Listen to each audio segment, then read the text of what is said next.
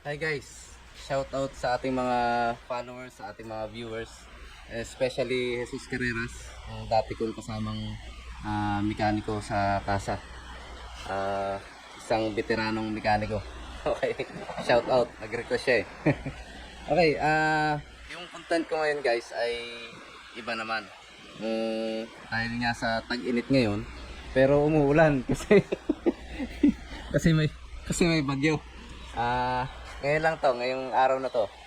Kung mapapansin nyo, nakabukas na ang hood nito. Tsaka bago pa yung sasakyan niya, oh. Bago pa. Toyota RAV4 2023 model. Ang problema niya, kasi nga sobrang init ng panahon, ano guys? Ang problema niya, aircon. So, diniagnose na ito sa Toyota, guys.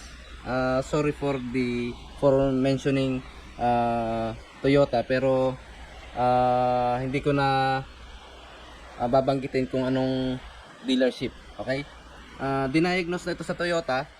Ang diagnosis ay yung kanyang condenser, hindi lumalamig yung aircon niya. So kapag ka binigay ito sa customer, malamig, then after 1 month or 2 months wala na yung lamig. Tapos nung bumalik siya, sinisingil na siya ng 60,000. So medyo malaking pera yon, kaya umingi siya ng second opinion. At eto guys, binaklas ko na yung cover ng condenser. Ayan. Magpaharap na ng flashlight. Nakita ko nga guys, kasi sa history meron itong frontal collision. May bangga ito sa harap. Sa amin, sa term namin sa kasa is frontal collision. Okay? Tinek ko yung condenser niya dito sa left side. May nakita akong stain. Pero hindi porke merong stain ang component ng aircon ay may leak yun. Kailangan pa rin natin siyang i-leak test. So yung leak test, ituturo ko sa inyo kung sa separate video kung paano. Dito muna tayo mag-focus. Para ko na rin tong leak test kasi guys, sinalinan ko siya ng AC refrigerant ng Freon at lumamig naman nga. Pero ang napansin ko, may amoy. May amoy sa loob ng sasakyan, parang masangsang na amoy na hindi mo maintindihan. So nagduda na ako sa evaporator. Pero yung stain na nandito, hindi ko nakitaan ng leak. May stain siya. Siyempre guys, kapag tumatakbo ang sasakyan, kung ano-anong tubig, alikabok, kung basta tumatakbo ang sasakyan, siyempre mabilis ang takbo niyan. Kapag umuulan, may splash ng tubig, may kung ano-anong alikabok na minsan insekto pa na bumabangga dyan. Siyempre kapag tumatakbo, mabilis ang takbo mo. Yun ang napagdudahan niya ng Toyota, na yung stain na yun ay leak. So sinisingil niya siya ng 60,000. Nagtataka ako kasi nung una, condenser ang kanilang diagnosis. And then naubos pa rin yung Freon niya. So ibig sabihin, hindi yung condenser ang problema, kundi yung evaporator. Bibigyan ko kayo guys ng medyo technical na ito guys, kasi kadalasan ang mga mekaniko binabaklas pa yung evaporator para ma-check kung may leak o wala. So bibigyan ko kayo ng technique guys. Ito hindi to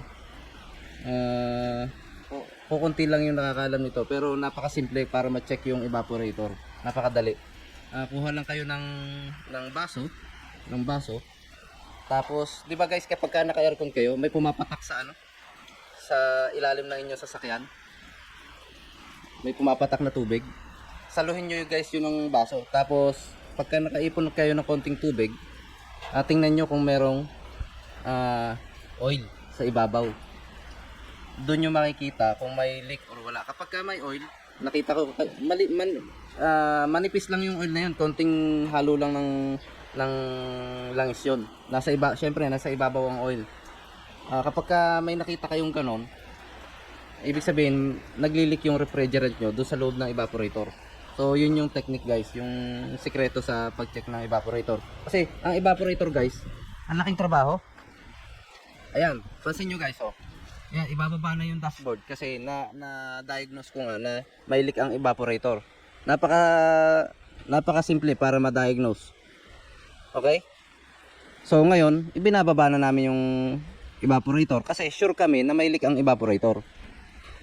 Okay? Yung evaporator kasi bago mabaklas yan, kailangan mong baklasin ang dashboard para mapalitan mo yung evaporator. So medyo malaking malaking trabaho pero sure ball. Sabi nga sa repair, sa paggagamot ng sasakyan, ang pinakamahalaga dyan ay yung diagnosis. Kapag kahit operahin mo ng operahin ng sasakyan, palitan mo ng palitan ang mga pyesa, gumastos ka ng gumastos, kung mali ang diagnosis, parang sakit. May masakit sa katawan mo, merong pinanggagalingan niya ng sakit, yung root cause ng problema. Yun po yung dapat na mahanap ng mekaniko, ma-diagnose ng mekaniko kung ano yung root cause ng problema. Oo, madaling palamigin to.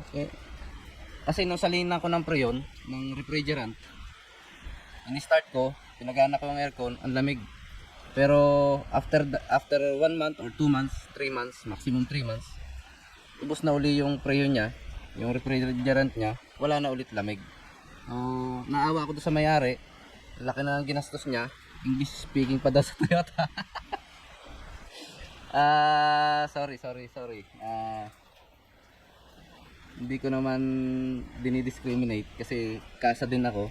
Matagal din ako sa kasa technician. Pero siguro sa unang attempt o prepare nila nagkamali sila. Tao din lang po ang mga yan guys, katulad namin na nagkakamali din. Kaya siguro yung pangalawang balik ng customer sa kasa ay ini-estimate na siya ng 60,000. Masyadong malaki yun para sa evaporator. Maybe pinagdududahan naman nila ang AC compressor. Ang AC compressor kasi nagre-range sa ganyang presyo. Baka palitan nila yung compressor. Kasi evaporator mura lang guys Hindi ganun ka mahal ang evaporator, although malaking trabaho, syempre mahal sa kasa talaga. Hindi ko sure pero kung 60,000 mahigit, yung component na yun is patungo sa AC compressor. Mahal. Ang laking pera nun para maayos naman yung compressor na yan, nag-engage naman, okay naman yung interval of engagement, malamig naman kapag may preyon. So sure tayo guys na evaporator ito. Sana sa mga kapwa ko may mekaniko, ayun, medyo maingat tayo sa pagda-diagnose ng sasakyan kasi ang customer natin hindi laging mayaman. Okay lang. Kahit nga mayaman hindi pa rin dapat. Sana ma-diagnose natin ng tama kahit na medyo magtagal, basta tama ang diagnosis at tama din yung repair. Okay? Sana may na-share akong knowledge sa inyo at makatulong itong video na to sa inyo. Thank you guys for watching.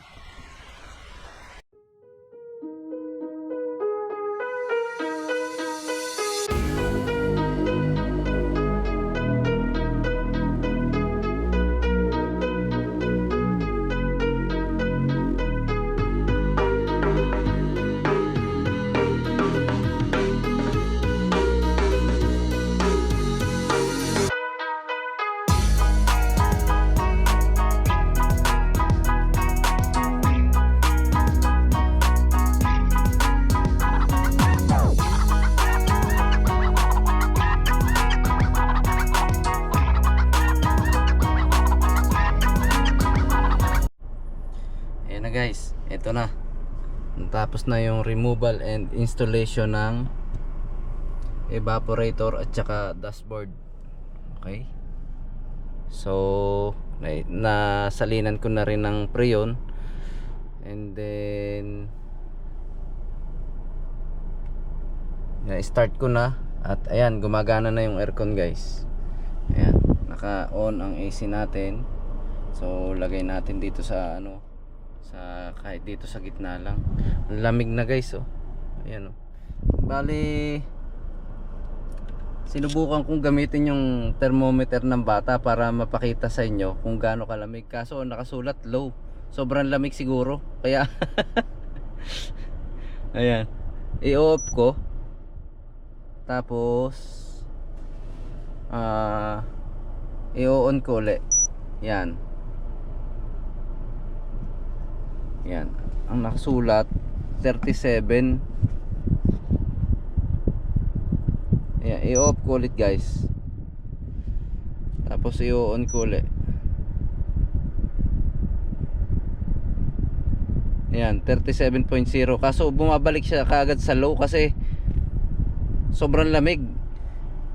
Sobrang lamig na dito guys. Kahit hindi ko ilagay do sa vent, dahil sobrang lamig na dito. Ayan oh, 37 degrees Celsius kanina, ngayon low na kaagad. Kahit hindi ko ilagay do sa vent, sobrang lamig na. Thermometer kasi to ng bata. Naisip kong pakita sa inyo yung ano, yung temperature dito sa loob ng sasakyan. Ayan. Kaso ay laging ang nakasulat ay low. Ayan. Kasi sobrang lamig nga. Ayun. Pero ang outside temperature ay yung temperature sa labas guys. Ayan. 32 degrees Celsius. So mainit sa labas. 32. Outside temperature. Okay? Pero dito sa loob hindi ko ma-measure guys kasi sobrang lamig. Hindi ko ma-measure gamit nito. For sure nasa below 10 degrees Celsius ito. Sa estimate ko, sa ano, sa pakiramdam ko. One more thing, yung AC filter napalitan na rin namin. Sobrang dumi guys oh. Ayan oh. Sobrang dumi. Kahit na oh. Ayan yung sa kabila. Ito yung sa kabila oh. Sobrang dumi guys oh. So at least napalitan na rin natin yung expansion valve, napalitan na rin, at saka yung receiver dryer. And then kailangan ilagay mo sa yung control ng temperature nyo, kailangan sa gitna lang muna dahil bagong palit ang evaporator, tapos nalinis pa yung condenser, tapos bago pa ang AC filter, sobrang lamig. Ayan. So number 2 lang yung fan speed natin. Tapos laging advice ko sa inyo guys, mas maganda kung naka recirculation mode. I-off nyo lang yan kung gagamitin nyo sa mga mabundok o sa gubat, kasi maganda doon, fresh air. Ayan. Yung fresh air yung malalanghap nyo. Pero kung nasa city kayo, malalanghap nyo ang alikabok kapag naka off ang recirculation mode. Kailangan naka-on yan para hindi nyo maamoy yung usok ng tambutso ng kasunod na sasakyan nyo or yung pollution sa labas. Okay? At syempre ang vent natin ay nakasetting sa, depende kung saan nyo gusto i-set. Kung dito sa harap lang, kung gusto nyo dito sa merong lumalabas sa ilalim sa may paa, at saka sa harap ulit, o kung gusto nyo sa ilalim lang yung air vent nyo, yung airflow ng aircon. Okay? So yun guys, i-deliver ko na to sa ating customer. For sure, another satisfied customer na naman. Okay? Thank you guys for watching.